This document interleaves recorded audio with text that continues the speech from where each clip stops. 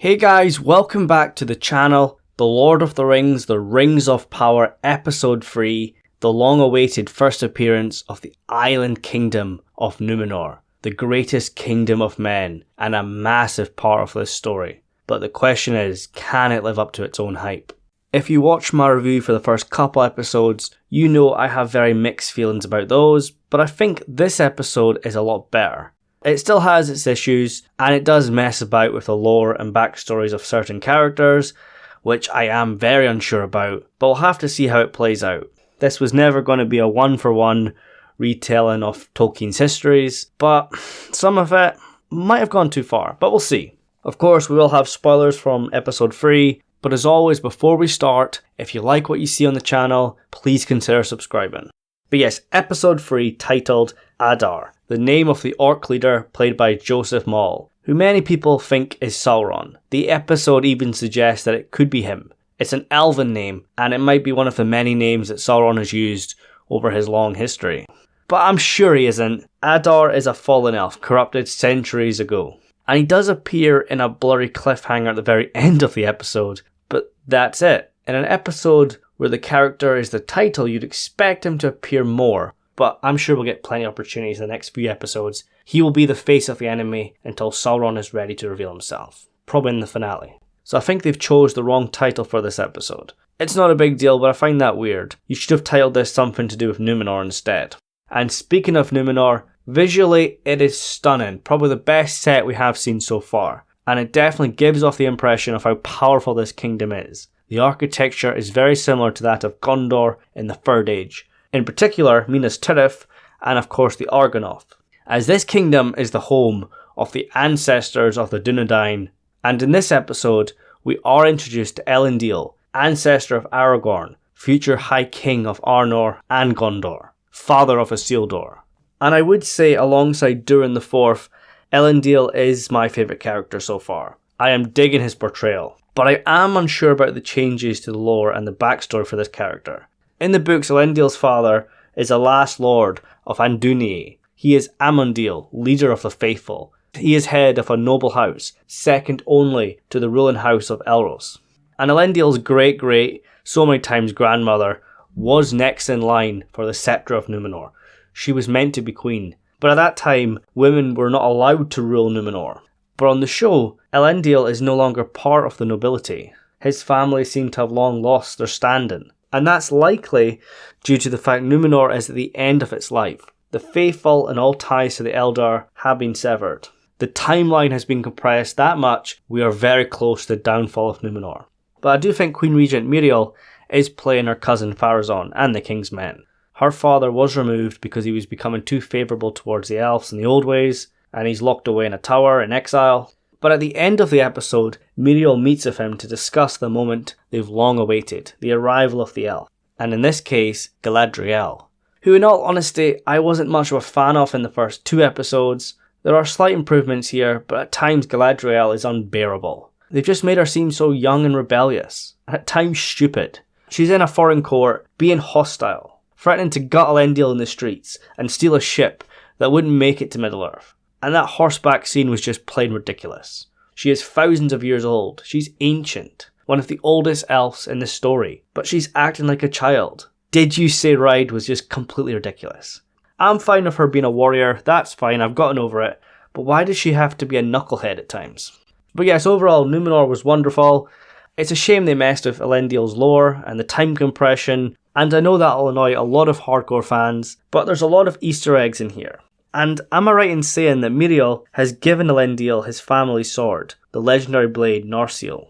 Because of all the changes, Elendil is not very famous, he's just a captain, but his family have a deep history, and have the ruling house of Elros been keeping Narsil in a vault? And now that Miriel is testing Elendil's true intentions, and gave him a mission, has she given him back his family's sword?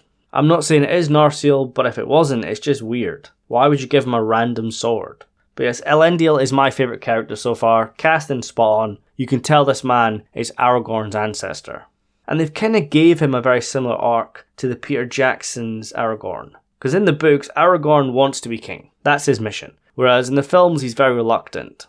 And on this show, Elendil is a secret faithful. His family have very close ties to the elves, he still speaks Elvish, but he keeps it under wraps to protect his family. Day by day, he just goes about his business, he's a captain on a ship, makes ends meet, and he keeps his family safe.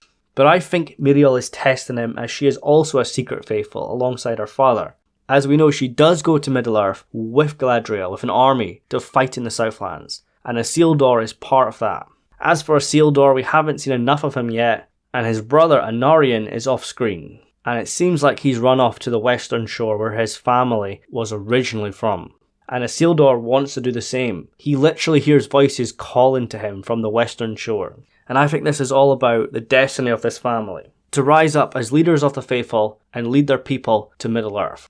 As for Elendil's made-up daughter, Iarian was her name, she's a builder. She's just gotten into the Builders Guild, and we know that Pharazôn seems to be the leader of all the guilds, or at least has close ties with them. So I think it's likely she will choose the King's Men and face the downfall.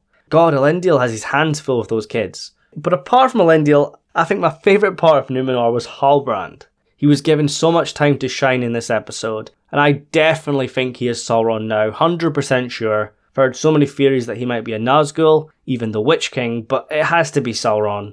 From his scene at the blacksmith forge, to all the stuff of his infamous silver tongue, which saved him several times, he was able to trick and manipulate his way out of so much, and he's able to more than handle himself in a fight. This character is dangerous, he is no mere man. He is playing the character of Halbrand. But there are moments where the Dark Lord's fire and trickery have surfaced. And I think the whole King of the Southlands is just one big lie, to get inside Numenor. For whatever reason, is yet unknown to me. But as this episode told us, Sauron's plan is to create the land of Mordor, a domain where evil can thrive after the defeat of Morgoth, under a new successor, the Dark Lord Sauron. We totally worked out Sauron's mark months ago, but I'm quite surprised it was paid off after 3 episodes.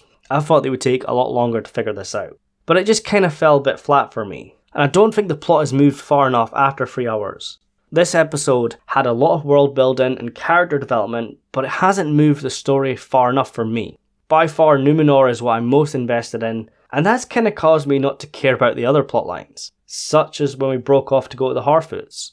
Like, the identity of the stranger is still a mystery, and we want to know who he is, but I think that's going to remain the case until at least episode 8, maybe into season 2. And unless something exciting happens down there, I'm not going to get too invested. But no matter what happens, I hope it is not Gandalf. But the more and more I think about it, it has to be him. I'm hoping for a blue wizard, but I just can't see past Gandalf. And guys, the Harfoot life kind of sucks. I think we would all love to be a hobbit, working hard during the day, drinking beer all night with your hobbit pals and the Green Dragon. It's kind of a good life. Yet the Harfoot life seems perilous. There are nomadic people, and time to time they have to move on. And they tell us in this episode not everyone makes it in the caravan. People fall behind and are eaten by wolves, or suffer other fates, such as Poppy Proudfellow's entire family. And Nori and her family are now in the danger zone. They're at the back of the caravan as punishment for Nori bringing the stranger into the camp. And her father is still injured, so he can't really pull his own weight. They're certainly wolf dinner now. But the massive stranger is going to give them a hand. And it's likely we'll see him fight wolves later on, as we see in the trailer. And I had a feeling the Harfoots would get sandwiched between the more interesting aspects of the show. I didn't mind them in the first couple episodes. I think Nori is a very interesting character. And the mystery of the stranger has always appealed to us because we just want to know. But I don't think it's enough to keep us invested and match the other stories from Lindon, Khazad-dûm, or even Numenor. The Second Age is a story of legendary heroes and the events that literally reshaped the world. But I kind of feel after 3 episodes, we're still staggering along. I love the quieter moments with characters, and I love all the lore Easter eggs. But we need to get a move on. I am still enjoying the show, but I am questioning a lot of their storytelling decisions. And the lore changes are quite jarring at times. But as for the Southlands, where all the action is taking place, I kind of liked it. Arondir is now part of an orc work camp, digging for something. He believes it could be a weapon.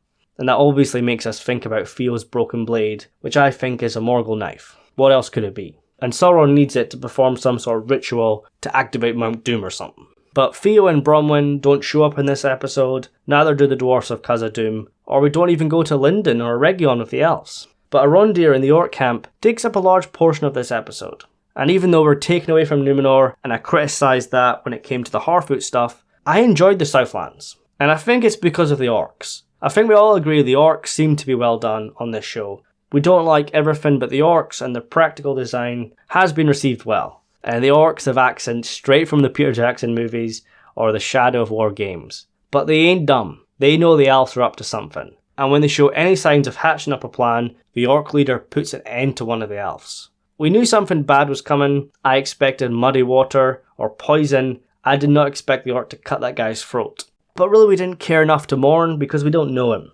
Arondir is the only guy we really care about here. And he's starting to become one of the better characters. I still don't care for his secret romance with Brumwyn, and of course he's your typical acrobatic elf, but Arondir is growing on me, and I was really impressed with some of the tactics he used to fight the orcs, such as the sunlight, the chains, whatever else he could find.